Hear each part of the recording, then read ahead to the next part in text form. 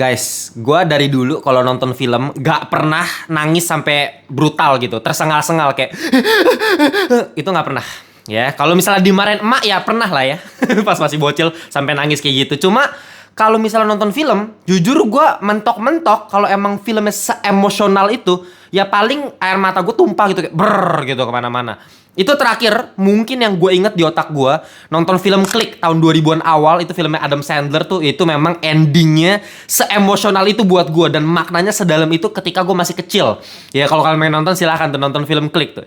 Tapi kalau kalian nanya, bang akhir-akhir ini ada nggak film yang bikin lu sampai tumpah gitu ya? Kayaknya udah nggak ada ya. Seinget gue tuh paling yang bikin air mata gue menggenang gitu at least ya, itu nonton opening scene-nya film Up ya, 4 menit awal doang di YouTube. Itu gara-gara gue bikin konten mengenai Up, jadi gue harus nonton ulang tuh ya.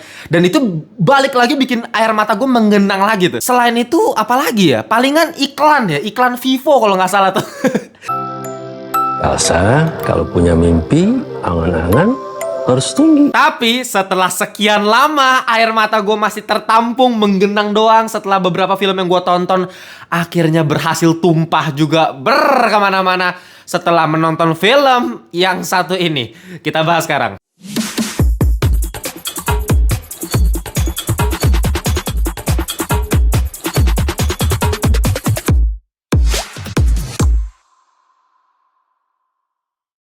Welcome back to Ngelantur Indonesia, Skui Nonton, Skip, Blow On. Jangan lupa kalian semua, kita kembali lagi di segmen review. Dan seperti biasa, gue selalu ingetin ke kalian kalau review yang Ngelantur selalu buat adalah versi non-spoiler. Jadi kalian bebas dari yang namanya spoiler. Kalau kalian pengen nonton film apapun itu, mending mampir dulu ke channel Ngelantur buat dapetin testimoni dari gue, pendapat gue mengenai film ini kayak gimana sih gitu ya, gambarannya kira-kira. Nah, seperti yang kita bakal bahas kali ini, kita akan membahas sebuah film berjudul How to Make Millions Before Grandma Dies. Côจะรอแล้ว Makom dari. Jujur aja, pas gue pertama kali masuk ke bioskop untuk nonton film ini, gue sama sekali nggak tahu kalau ini film Thailand, bos. Ya, jadi ini film Sawadikap, Kapun Kap, ya. Sama sekali nggak tahu, karena gue cuma lihat posternya, dan posternya estetik gitu. Gue kira ini film-film kayak apa, film Cina, film Korea, ya, film-film kayak begituan lah dari posternya. Ya pasti Asia sih, cuman gue nggak nyangka ini film Thailand gitu. Dan ketika gue pertama kali mulai dari opening intronya, anjing ini bahasa apaan, cok? Gue nggak paham. Memang agak pusing di awal-awal buat kalian yang jarang nonton film Thailand. Dan jujur, gue sendiri bukan orang tipe yang sering nonton film Thailand. Beberapa ada ya film-film Thailand yang gue tonton, dan itu pun kebanyakan film Thailand yang gue tonton itu dari GDH 559 Studio. Emang studio Thailand yang paling terkenal kayaknya ya, yang paling mendunia. Orang-orang ya di sini di Indonesia juga sering ditayangin. Ya ini beberapa gue nonton, kayak misalnya contoh The Medium. Harusnya kalian udah tahu lah, ini film salah satu yang paling terkenal juga dari GDH ya. Kolaborasi sama Korea, bikin film horor dan memang sangat mengerikan filmnya. Friendzone gue juga nonton, The Little Comedian. Dan memang film-filmnya GDH ini terkenal emosional. Ya contohnya salah satunya film yang bakal kita bahas kali ini. Ya film ini disutradarain sama Pat Bonitipat. Nih mohon maaf ya kalau misalnya gue pronounce-nya salah atau gimana, karena saya tidak bisa bahasa Kapun Kap Sawadikap. Tapi ya film ini menceritakan, ini gue kasih sinopsis singkatnya dulu ya. Menceritakan seseorang bernama M. Nah ini kan enak nih namanya, M doang. Nah si M ini adalah seorang anak muda, seorang gamer yang memang putus sekolah ya. Dia pengen menjadi seorang gamecaster untuk mendapatkan uang dengan cara yang mudah menurut dia.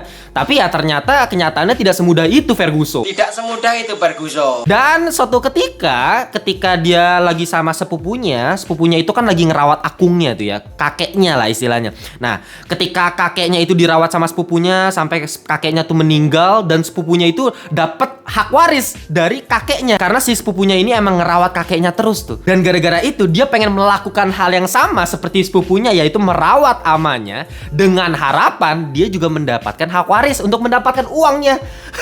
Cuma ya kita akan melihat lah sepanjang film ini perubahan karakternya seperti apa. Seperti biasa, ini film drama yang super duper simple. Lu nggak bisa expect plot drama yang plot twist yang kompleks yang kayak gimana banget. Ini super duper simple yang mungkin lu bisa prediksi endingnya bakalan kayak gimana nanti akhirnya gitu ya, mengenai si anak bangsat si M ini. Satu hal yang kebanyakan penonton Indonesia lupa mengenai sebuah film drama yang baik, yaitu adalah film drama yang bagus bukan berarti film drama yang didramatisir. Nah, gue yakin kalian semua, kebanyakan penonton Indonesia memang salah kaprah gitu ya. Memang stigma masyarakat tuh lebih ke arah ya film drama yang bagus adalah film yang drama banget gitu. Aku gak berguna, gak punya tangan. Didramatisir secara berlebihan. Kenapa? Karena memang film-film kita tuh dari dulu seperti itu ya. Mau dari yang tingkatan terendah, FTV, sinetron, sampai ke film layar lebar kita. Ketika kita buat film drama, selalu ada aja adegan-adegan yang terlalu didramatisir sehingga terkesan tidak realistis. Ketika kita menggunakan pendekatan dramatisir berlebihan ya, itu justru membatalkan rumus drama yang sebenarnya, yaitu adalah kita sebagai penonton bisa percaya sama filmnya, mengenai ceritanya, mengenai story, mengenai karakternya, sehingga dari rasa kepercayaan kita terhadap filmnya tersebut itu akan menimbulkan emosi. Itu loh, emosi itu kan timbul dari kepercayaan dulu nih. Nah, itu yang sering dilupakan sama film-film Indonesia. Nah, film yang satu ini itu bener-bener realistis, super duper light, ringan, gak ada adegan yang dibuat dramatisir berlebihan gitu ya. Semuanya ada takarannya, cukup pas gitu ya. Bahkan dari fase penceritaan gak terlalu lambat, gak terlalu cepet, semuanya bener-bener pas aja. Dan itulah yang membuat film ini berhasil bikin gua air matanya kemana-mana gitu. Karena ya gue berhasil percaya gitu, gak dibuat cringe karena dramanya terlalu berlebihan. Cemburu itu cuma buat orang yang tidak percaya diri. Jadi Iya, dan sekarang aku sedang tidak percaya diri. Sebenarnya kalau ngomongin secara plot cerita basicnya ya, fondasi plot cerita ini nggak ada yang spesial sama sekali kok. Secara formula cerita tuh ya lu bisa tebak, kayak film-film lain juga banyak yang modelnya kayak gini. Ya nggak usah ngomongin film GDH Thailand yang sumpah ya itu formulanya ya kayak begini percis gitu ya. Gue tuh lupa ya, gue kemarin abis nonton iklan apa gitu ya. Aduh lupa, sorry ya, iklan Indonesia. Tapi memang formulanya mirip nih.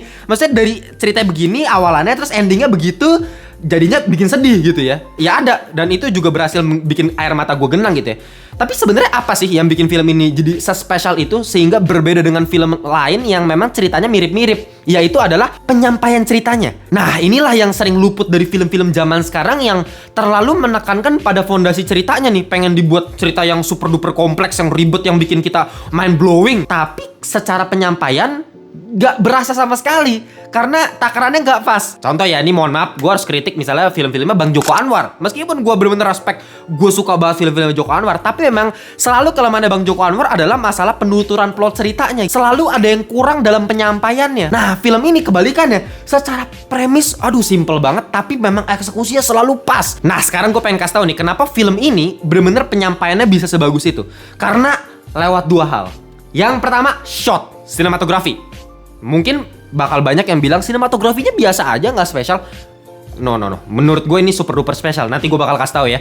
Nah, kedua, masalah acting. Ya, masalah ekspresi. Lewat dua hal ini doang nih. Acting, sinematografi. Dua hal ini udah bikin film yang biasa aja jadi luar biasa. Kalau misalnya kalian udah nonton review gue mengenai film Monster, ini film yang gue review di awal tahun ini, yang memang luar biasa. Ini film Jepang ya.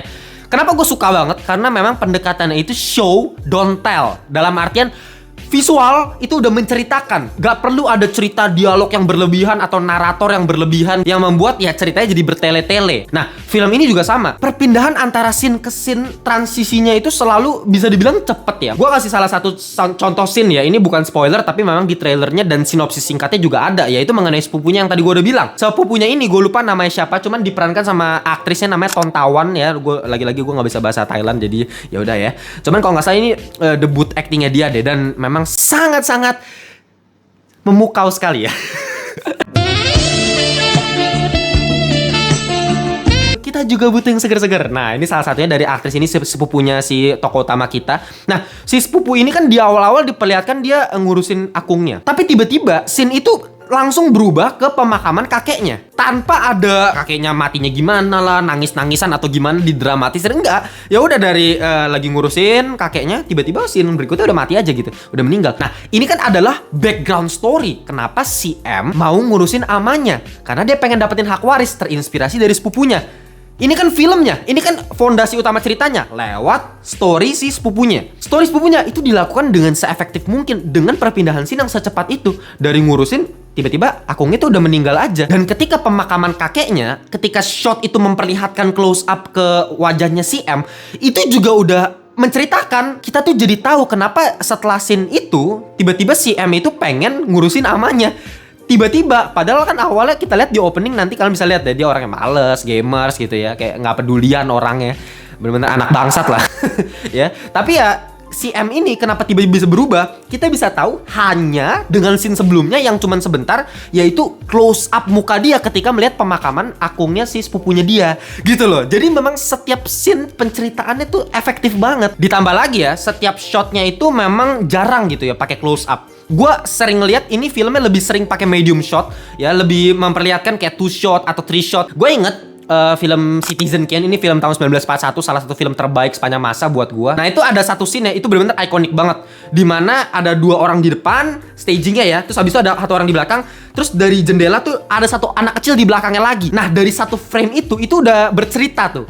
Ya, jadi nggak perlu kayak shot yang macem-macem. Jadi cuma 1 frame itu udah kayak ada story-nya tersendiri. Nah, shot-shot seperti itu bisa kalian lihat di film yang satu ini. Itu banyak banget. Sering juga gue ngeliat kayak over the shoulder. Nah, over the shoulder itu adalah dalam 1 frame, kayak lu bisa lihat ada 2 orang, tapi fokusnya tuh tetap ke 1 orang, sehingga dialognya jadi lebih intens gitu, komunikasinya jadi lebih intens. Nah, tadi kan di awal-awal gue udah bilang ada 2 hal yang membuat penyampaian cerita di film ini luar biasa gitu ya, dari premis yang simple. Yang pertama adalah cinematography, shot, tadi gue udah bahas. Sekarang kita masuk ke alasan yang kedua, yaitu adalah acting. Nah, kan kalau ngomongin film drama, gak jauh-jauh pasti actingnya dulu. Ini udah berkali-kali gue bilang kan. Nah, sekarang kita lihat ya, protagonis utama di film ini kan ada 2 ya, yaitu si M sebagai anak yang bangsat ya, yang diadap sama si omanya, si amanya nih. Chemistry kedua mereka luar biasa. Bener-bener kayak seorang ama dengan cucunya. Gue bener-bener impress banget ya sama amanya, diperankan sama Usa Samkum.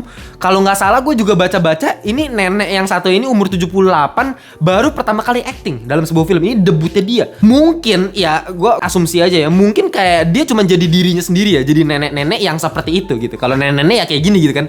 Makanya kayak secara acting ya nggak perlu kayak acting yang kayak gimana banget, dan emang udah bagus gitu loh. Gue bener-bener suka banget loh. Gue bisa nangis di akhir karena memang acting neneknya sebagus itu. Sedangkan untuk si M sendiri yang diperankan sama Putipong Asataranakul, aduh sorry ya. Ya cuman ya dia menurut gue actingnya juga memberikan kesan tersendiri ya, sebagai cucu yang gak sepenuhnya brengsek gitu loh.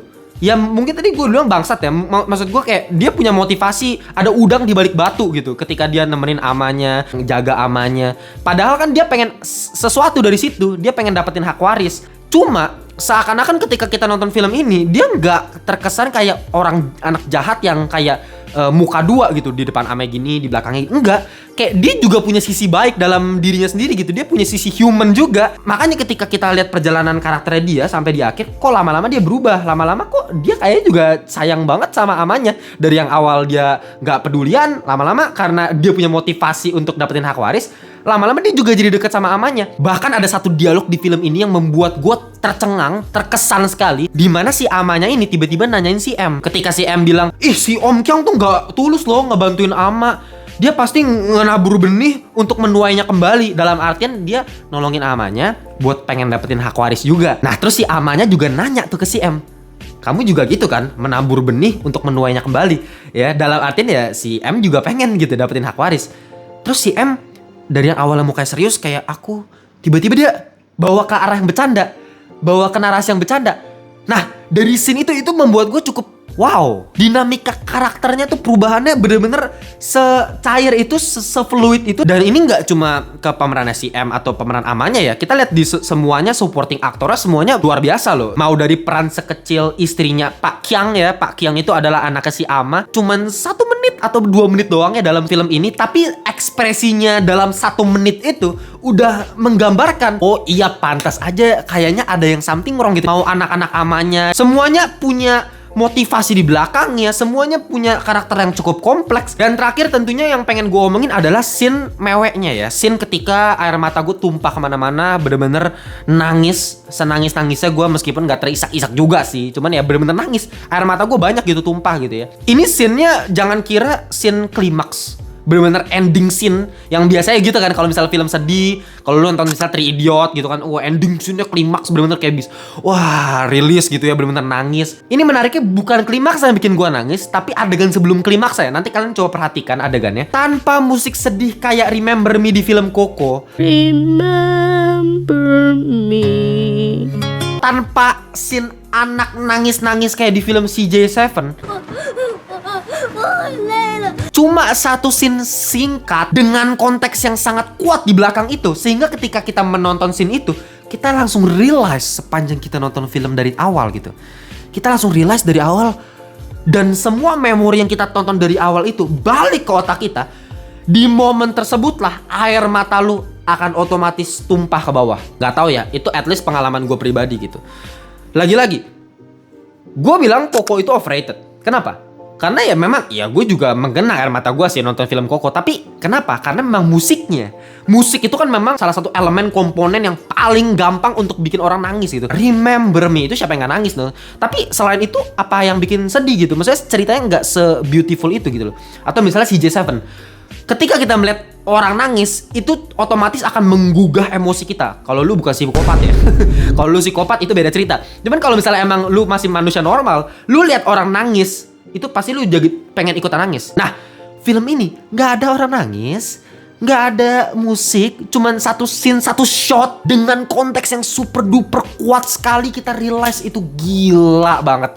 Tumpah. Dari awal gua nahan-nahan deh. Dari awal tuh masih mengenang air mata gua. Tapi di akhir scene, gitu ya. Justru ending scene-nya buat gua nggak sesedih itu lah. Ending scene lebih ke ya inilah resolusi di akhir gitu. Setelah kejadian di film ini, ya resolusi akhirnya seperti ini. Ini perubahan karakternya seperti ini gitu. Itu di ending scene-nya. Tapi ya yang bikin gua sedih bukan itunya.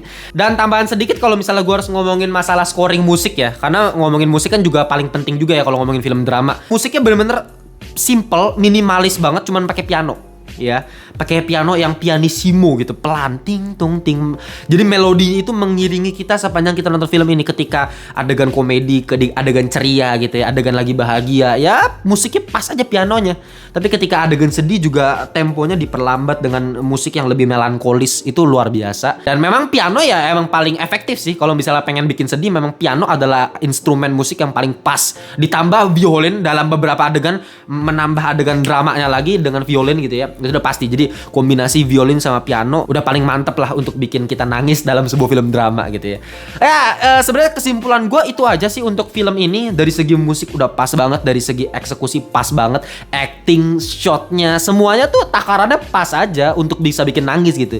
Lu nggak bisa minta lebih, lu nggak bisa pengen cerita yang kompleks ya. Ini cerita yang simple dengan makna yang mendalam dan memang pesan moralnya juga bagus gitu ya. Apalagi nih ngomongin kebudayaan Asia, orang Chinese, ya masih dekat lah ya secara culture sama Indonesia gitu ya. Jadi harusnya kalian bisa relate sama film yang satu ini. Akhir kata gue bakal kasih final score 8,6/10 untuk film How to Make Millions Before Grandma Dies. Film yang cukup emosional, bisa bikin air mata gue tumpah kemana-mana. Oke, jangan lupa kalau kalian pengen join membership community, silahkan join. Mulai dari 1000 per hari kalian bisa join di Critical Thinking dan bisa upgrade di Ngelantur Thinking. Jangan lupa join grup Telegram Ngelantur Corps juga. Kalau belum join, kalian bisa join sama 1000-an Ngelantur Corps lainnya. Oke, gitu aja. Kita jumpa di video berikut ya. Bye-bye semuanya.